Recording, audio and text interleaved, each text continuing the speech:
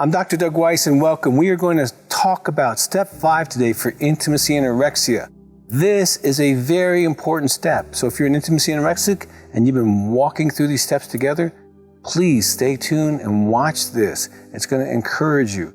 Now, if you've yet to subscribe, please do. It'll tell you when the next step is coming out or other very important videos. And if you have a question for me, please put it in the box and we will get back to you as soon as possible. So stay tuned.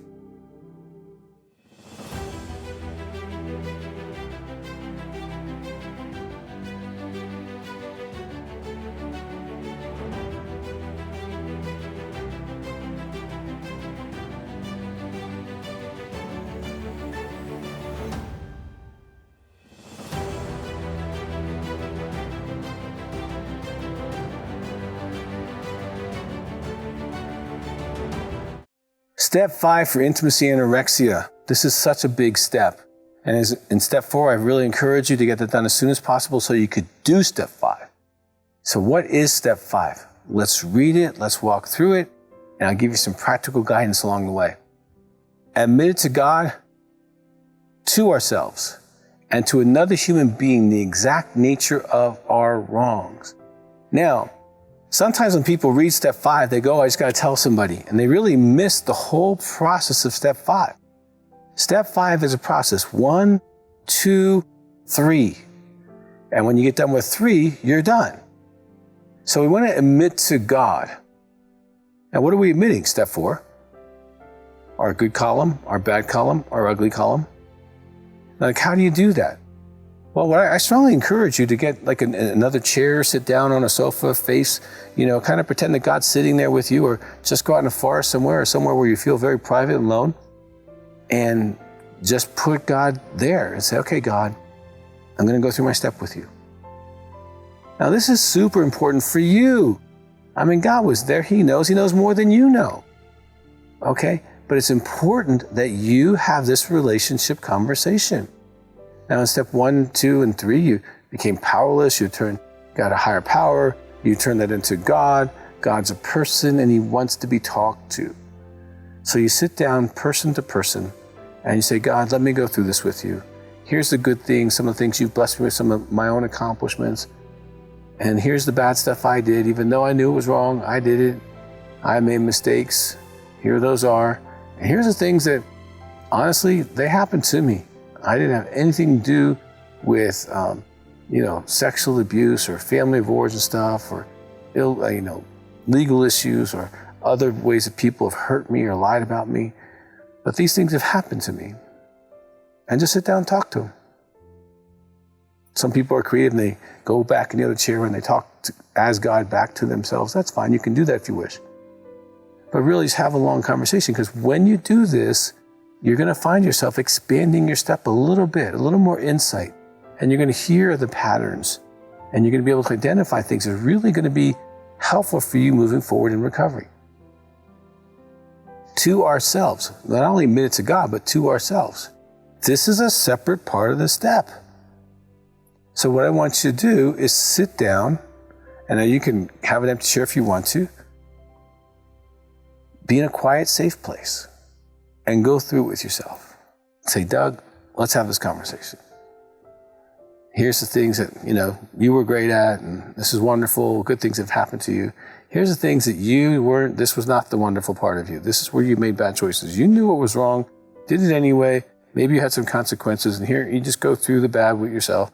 And then you go through the ugly. Hey, the sexual abuse, the family of origin, the abandonment, stuff that has happened to you that you had nothing to control of, but it hurts you. And so you go through that with yourself. And again, you're going to feel some sense of release, but also you're going to feel a sense of maybe feeling some feelings, but going through this process, you might expand it even further. Then the third part of this step, and by far the hardest, is and to another human being. Now, I would really qualify this as IA. I mean, this is a tough step as it is. You really want a safe person, hopefully someone in recovery, or maybe a religious leader, a pastor, or even a counselor, therapist who understands addiction, who understands what you're trying to get accomplished. I'll never forget when I did my step 5 and I knew another guy in recovery who was in the PhD program when I was in seminary. I made an appointment with him, went to his office, and I had us all written out. I had pages written out. I said, well, I'm here to do my step 5, and I just want to go over this with you. And he understood what I was doing, and I went through it. You know, he listened to me, and I was ready to write the check for the session because I didn't want anyone to know, anything that I was sharing. Make sure it was safe. He's like, you know what? I don't take money for steps 5s. That was just sacred, holy. Thank you so much. And I remember walking down the steps to his office, getting my little car, and just kind of felt okay. And then I hit the stop sign. And when I did, a flood literally went through my entire soul. It was like I was cleansed out. All that lie that if you really knew me, you wouldn't love me was broken instantaneously. It was so powerful. I had to pull over, and there was this field by a school. I just jumped around. I was so happy. I was so free, because that lie that said, if you really knew me, you wouldn't love me, that was broken. And it's been broken ever since. I know I can be flawed and loved.